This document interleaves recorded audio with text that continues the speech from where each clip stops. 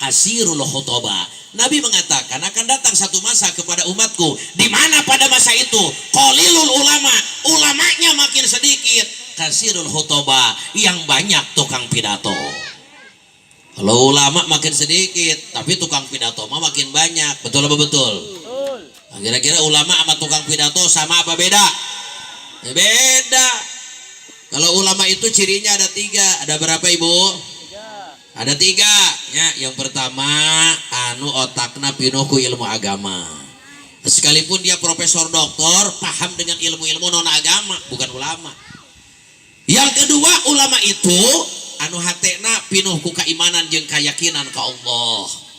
Nu katiluna nu disebut ulama nu laku lampahna teu pati loba carekeun Gusti Allah, eta namina ulama ya. Jadi ulama teh cirina teh sanes anu di sorban berezim kuring sanes. Ieu sanes ciri ulama, tapi ieu mah sunnah Nabi Muhammad. Artinya kalau sunnah gak mesti dipakai ulama saja, yang bukan ulama juga boleh, bahkan bagus mengikuti sunnahnya Nabi Muhammad. Ulama itu bukannya pakai sorban. Nah, ini bukan ciri ulama. Ieu mah sunnah we, mesti lain ulama ge sunat ngangge nu kieu. Ngan rata-rata mulai ulama sok mungeun make nu kieu teh naon era cenah. Urang teh cenah lain teh hayang make sorban pamere Pak Haji cenah. Ai dipake cenah lah sok dihadirian. Oh, ustad cenah gitu ya. Padahal ini sunnah, ya. Jadi bapak-bapak ada sunnah Nabi Muhammad. Lihat di dalam kitab Fathul Muin, wa yundabu ayyata amama. Kalau kita mau sholat, disunatkan pakai ta'amum. Ta'amum itu sorban yang dililitkan di kepala. Ia namanya amamah. Ia namanya disorban. Kemudian ada lagi keterangan lain, wa yundabu ayyartadiya, disunatkan di solenang sorban. Tapi irtida namanya. Ya ta'amum, ini irtida. Dua-duanya sunnah. Ini biasa dilakukan oleh Nabi Muhammad SAW. Nah saudara-saudara, ini lumayan kita bisa memperbanyak pahala. Nabi mengatakan rokaatani bi amamah, 2 rakaat kita sholat dengan pakai amamah, dengan sorban yang dililitkan di kepala. Ini khairu min sabina rakaatan bila amamah. Ini lebih baik daripada 70 rakaatan di sorban. Kan lumayan. Ikuti sunnah Nabi kalau kita mampu. Oh, periheun urutan Nabi lebah nyanungna teu bisa tuh. Atau lebah di sorbanan kira-kira teu matak pasih jeung babajikan ya. Betul apa betul? Iya, jadi kalau ada orang tanya, "Ajengan, kenapa pakai amamah?" Saya cinta Rasulullah karena Rasul juga suka pakai amamah. "Ajengan, kenapa pakai irtida?" Saya cinta dengan Rasulullah karena orang yang saya cintai Rasulullah juga suka pakai sorban begini. "Ajengan, kenapa pakai tongkat?" Begitu kan? "Kenapa Kiai pakai tongkat? Padahal ayeuna henteu nanyak jalana," begitu. Saya jawab karena Rasul juga suka pakai tongkat. Walaupun jalannya gak nanjak, gak mudun, datar, Nabi suka pakai ini. Wajib sih tidak, tapi sunnah. Betul apa betul? Oh, Kang Abdi mah cenah moal make sorban. Ya mangga da teu wajib ieu. Oh, cenah Kang Abdi mah moal pake amamah. Mangga, da teu wajib. Oh, Kang Abdi mau pakai itu, mangga, datu wajib. Abdi mau pakai gamis kawas akang, mangga, datu wajib. Ngan lamun batur make, tong diece. Betul apa betul? Sekarang nih baik, batur make celana cingkrang dipoyok. Saya mau tanya, kalau pakai celana di atas mata kaki, doraka henteu? Enggak kan? Betul apa betul? Di sini harus tasamu saling menghargai. Saya demen pakai beginian. Saya demen tuh karena kitab yang saya baca karya Imam At-Tirmidzi ada banyak hadis, yaitu namanya kitab Asy-Syama'il Muhammadiyah, di mana dalam kitab itu dijelaskan keseharian Nabi suka pakai apa, Nabi kalau makan bagaimana. Saya suka dengan kitab itu dan saya amalkan. Adapun ada saudara saya yang tidak mau mengamalkan di sisi pakaiannya, ya monggo, tapi jangan saling caci. Betul apa betul? Bapak-bapak saya lihat tuh pakai celana, saya gak caci. Betul gak? Bahkan saya lihat di bapak-bapak gak pakai peci sebagian, saya gak caci. Betul apa betul? Iya. Kenapa harus saling caci gara-gara jenggot? Ya. Kenapa saling caci gara-gara sorban? Betul apa betul? Kalau sudah mampu laksanakan, gak mampu jangan caci orang. Betul apa betul? Kira-kira kalau wataknya itu ada di tiap muslim, kira-kira hidup nyaman apa enggak? Nyaman, damai. Betul apa betul? Nah, di sini nih umat Islam ini mesti saling saling menghargai. Insya Allah. Beda dengan khutbah, Pak. Khutbah itu apa? Tukang pidato. Ya kalau tukang pidato mana penting bisa ngomong kan begitu ya. Materi ceramah googling browsing di Google kan. Selesai, cuman benar salah ya wallahu a'lam bishawab begitu. Iya, banyak hari ini kan artis yang sudah kehilangan job di sinetron, job akhirnya jadi host di reality show, job akhirnya di film, akhirnya banting setir jadi ustad, ngandalkan popularitas, ngomong we sebulang bentor, ngaluarkan fatwa hukum, tanpa ilmu, tanpa ngaji, tanpa talaki. Talaki itu ngaji berhadapan dengan ulama, ini ya saya juga memang senang juga tuh lihat artis yang hijrah. Alhamdulillah. Tapi hati-hati, jangan ngomongin sesuatu di luar kemampuan dia. Saudara-saudara, makin hari ulama makin sedikit. Makanya kalau kita dengar ada ulama wafat, kita mesti sedih. Kalau dengar ajengan wafat, kita mesti sedih. Wajib kita sedih. Kenapa wajib sedih? Karena Nabi ada satu keterangan mengatakan walaulal ulama, kalau ulama sudah tidak ada, la soron nasukal bahaim, maka hidup manusia bagaikan binatang. Tunggu dirarut catang dirumpak, halal haram tepaduli. Nu penting beteng kausian, kahayang kacumpuran, awak kabajuan, nafsu bisa dilajur. Nauzubillahi min surga neraka kumangke. Kira-kira kalau begitu bahaya apa tidak? Bahaya apa tidak? Nah, maka Nabi menegaskan dalam satu hadisnya, wa malam yahjan limautil alim, kata Nabi.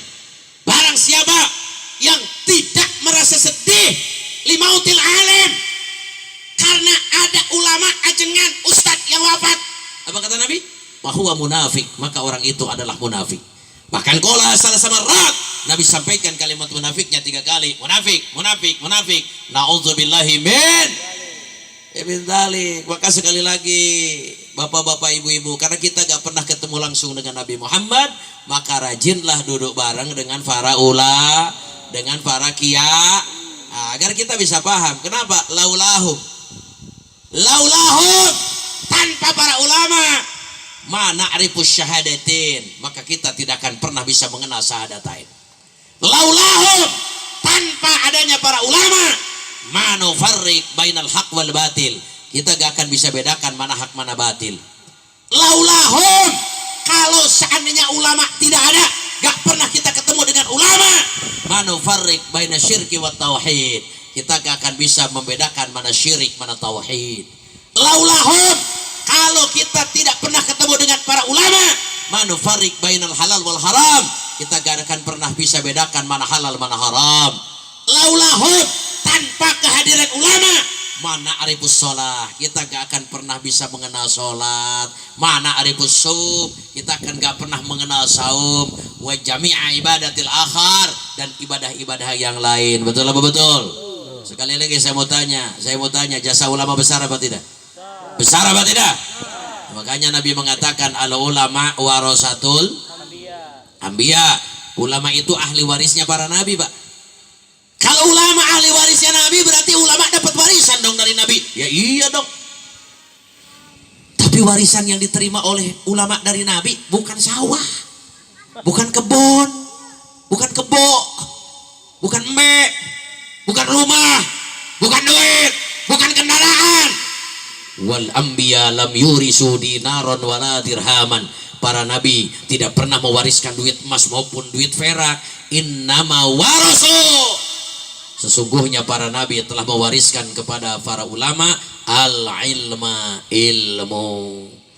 Di hadis ini, di akhir hadis ini, Nabi sampaikan satu kalimat yang begitu sangat indah. Faman akhadha bihi akhadha bihaddin wafir, kata Nabi, barang siapa mengambil ilmu dari ulama, maka dia telah mengambil sesuatu yang sempurna dan menguntungkan hidupnya. Insya Allah, jangan jauh dari ulama. Kemudian yang ketiga, pesan saya adalah mari kita syukuri kemerdekaan. Hari ini kita udah merdeka berapa tahun? 78. Berapa tahun? 78. 78 tahun. Di mana-mana digelar ya peringatan Di mana-mana digelar peringatan kemerdekaan, saudara-saudara. Maka muncul pertanyaan, kenapa diselenggarakan peringatan kemerdekaan? Apa tujuannya? Apa latar belakangnya? Apa dasarnya? Kenapa dilakukan peringatan kemerdekaan? Baik, saudara-saudara, kita mesti paham agar tidak salah langkah. Peringatan kemerdekaan digelar tiada lain adalah ini sebagai wujud al-i'tiraf, wujud pengakuan bahwa anna hurriyatal wataniyah, sesungguhnya kemerdekaan tanah air kita ini adalah nikmatun min ni'amillah, satu nikmat dari sekian banyak nikmat yang Allah berikan kepada kita. Jadi panitia menggelar peringatan kemerdekaan tujuannya tiada lain dan tiada bukan untuk mengingatkan warga masyarakat Pamijahan, untuk mengingatkan warga masyarakat Sukadenek, untuk mengingatkan warga masyarakat Bongorsari bahwa anna hurriyatal wataniyah, bahwa sesungguhnya kemerdekaan tanah air kita ini adalah nikmatun min ni'amillah, satu nikmat dari sekian banyak nikmat yang Allah berikan kepada kita. Betul apa betul? Betul. Kita diingatkan ini kemerdekaan itu nikmat dari Allah, bukan sesuatu yang lahir ujuk-ujuk tanpa campur tangan Gusti. Ini merdeka adalah nikmat Allah, minhatun ilahiyah, ini anugerah Allah, karunia Allah. Tanpa pertolongan Allah Indonesia tidak akan merdeka, saudara-saudara. Coba bayangkan Pak, ayo kita komparasikan persenjataannya. Bayangkan saat itu para pejuang di Republik ini hanya mengandalkan bambu runcing. Bambu runcing itu adalah bambu yang dibikin runcing, tajam, membahayakan, mematikan. Lamun musuhnya deket. Terus lamun musuhnya ayana 100 meter, bisa tuh bambu runcing. Bisa moal. Wow. Iya, memeh bambu runcing kena pelor musuh keburu kena beheung. Jadi kalau kita komparasikan, kita bandingkan persenjataan saat itu para pejuang di negeri ini dengan persenjataan negara-negara asing yang menjajah negara kita, apa itu Belanda, apa itu Portugis, atau itu Inggris, atau itu Jepang, atau itu kekuatan tentara sekutu, maka gak ada apa-apanya. Terlalu jomplang perbandingannya. Betul apa betul? Betul. Tapi kenapa bambu runcing bisa mengusir Jepang? Kenapa bambu runcing bisa mengusir Belanda? Kenapa bambu runcing bisa mengusir Portugis? Kenapa bambu runcing bisa mengusir kekuatan gabungan pasukan internasional di bawah kekuatan sekutu? Kenapa?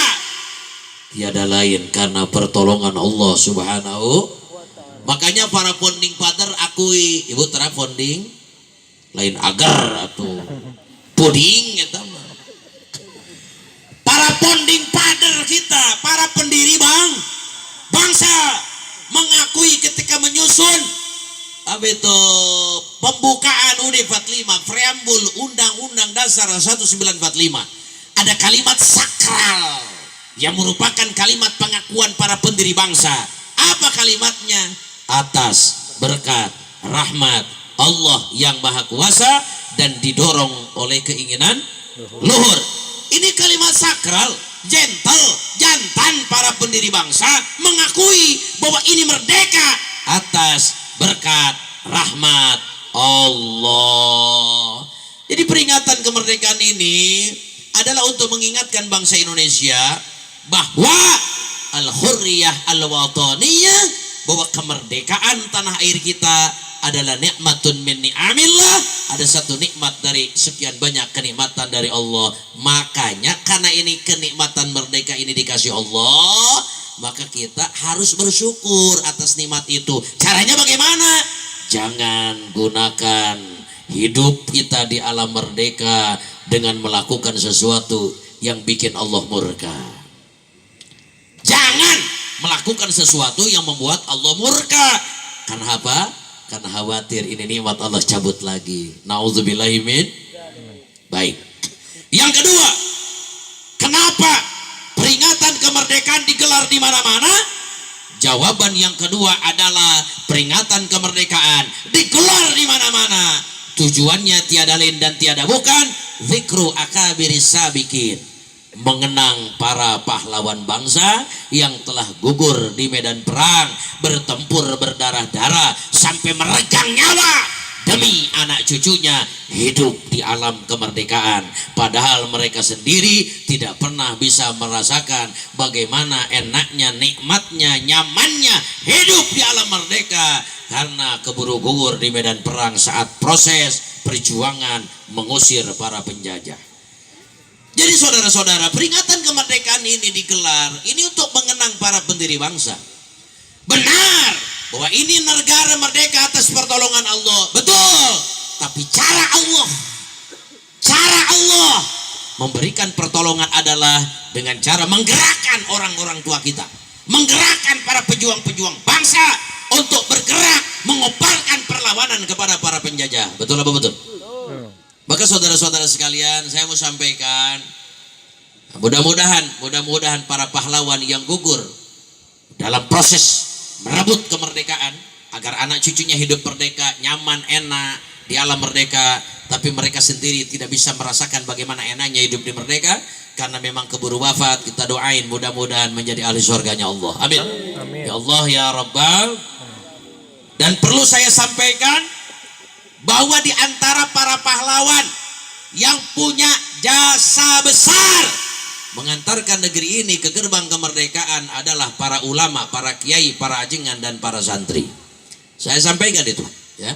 Saya sampaikan itu bahwa di antara para pejuang, para pahlawan yang punya jasa besar mengantarkan negeri ini ke gerbang kemerdekaan adalah para ulama, para kiai, para ajengan, para santri, saudara. Saya dapat informasi dari guru saya, di mana beliau adalah salah satu pelaku sejarah yang berjuang mengusir Belanda, mengusir Jepang. Bahwa pada zaman beliau ada satu sandi pemberantasan dan pembunuhan para ulama dan para santri. Namanya adalah pemberantasan Raja Bedug Capit Hurang. Jadi makna Raja Bedug teh sandi ngabunuh ajengan.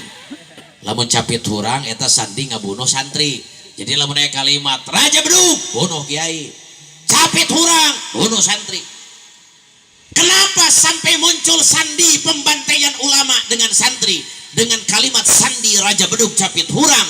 Karena secara faktual bahwa para ulama, para kiai, para ajengan, para santri di masa rintisan kemerdekaan, merekalah yang mengobarkan perlawanan terhadap para penjajah, saudara-saudara. Saya mau kasih contoh. Di Tasikmalaya ada seorang pahlawan nasional. Beliau adalah seorang ulama. Tiada lain tiada bukan adalah Al-Mukarram wal Muhtaram Sahibul Fadilah Al-Mujahid Kiai Haji Zainal Mustafa rahimahullah, pimpinan daripada Pondok Pesantren Sukamana. Saudara-saudara, ini faktual.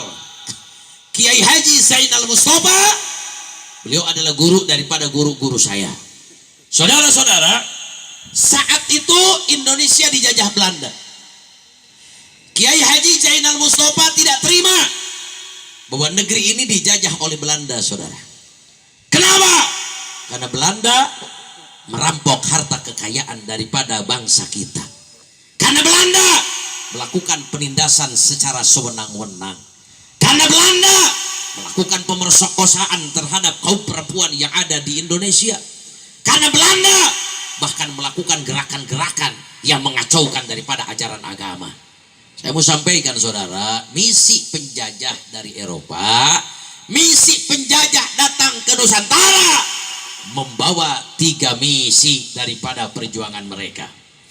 Apa 3 misi para penjajah? Yang pertama, misinya adalah gol. Terang gol? Lain 2 hiji anu asup ran Nusantara lain. Lumayan kamari mah meunang euy. Eta karena cerah katempona teh pedah 2 hiji. Kamari mah elehan bae tah. Ya lumayan lah ganti pelatih aya rada hidang saeutik tah. Saudara-saudara, golnya bukan goal. Kalau goal ya membal eta gol. Ini golden. Jadi yang pertama adalah gol, misinya. Gol itu apa? Emas. Maksudnya adalah misi merampok harta kekayaan Nusantara. Maka mereka merampok kekayaan yang ada di di Nah, saya sebut Nusantara ya. Kenapa? Karena Indonesia hadir sejak mulai 17 Agustus 45. Ya kan? Sebelum 17 Agustus 45 belum ada Indonesia. Ya, resmi ada Indonesia sejak 17 Agustus 1945. Sebelum 17 Agustus, Nusantara ini terdiri daripada kerajaan. Makanya saya nggak setuju kalau ada orang mengatakan ini para ulama dulu bergerak berjuang sifatnya kedaerahan. Saya sampaikan kalau ada daerah ada pusat. Saya mau tanya pusatnya di mana? Kan nggak ada pusat waktu itu. Kenapa? Karena belum ada Indonesia. Kesepakatan ada Indonesia resminya 17 Agustus. Cuma diawali ketika ada Sumpah Pemuda tanggal 28 Oktober. Ada satu pernyataan kesepahaman dari para pemuda Indonesia. Kita bertanah air satu, tanah air Indonesia, berbangsa satu, bangsa Indonesia. Kan begitu, berbahasa satu yaitu bahasa Indonesia. Itu baru rintisan keinginan. Adapun lahirnya Indonesia itu saat proklamasi 17 Agustus tahun 1945. Saudara-saudara hadirin, yang pertama itu gerakan misi penjajah ini goal merampok harta kekayaan di Nusantara, saudara. Yang kedua, gerakan tujuan mereka misinya adalah glory. Apa glory? Glory itu kehormatan. Maksudnya adalah ingin memperluas wilayah kekuasaan, memperluas wilayah jajahan. Dan yang ketiga, gerakan mereka misinya adalah gospel. Apa gospel?